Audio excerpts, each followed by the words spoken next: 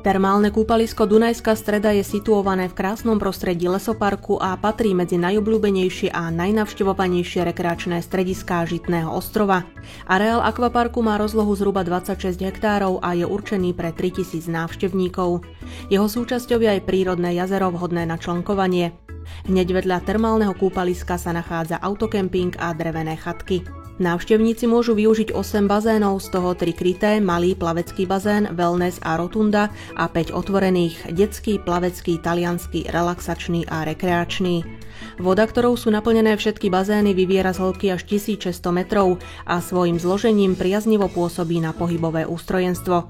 Vďaka termálnej vode, ktorej teplota sa pohybuje okolo 28 až 38 stupňov Celzia, môže byť akvapark otvorený celoročne.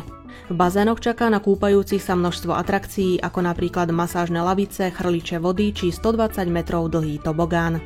Okolie bazénov je prevažne trávnaté, k dispozícii je dostatok drevených lavičiek a ležadlá. V areáli sa konajú aj rôzne kultúrne akcie a organizujú sa špeciálne cvičenia vo vode.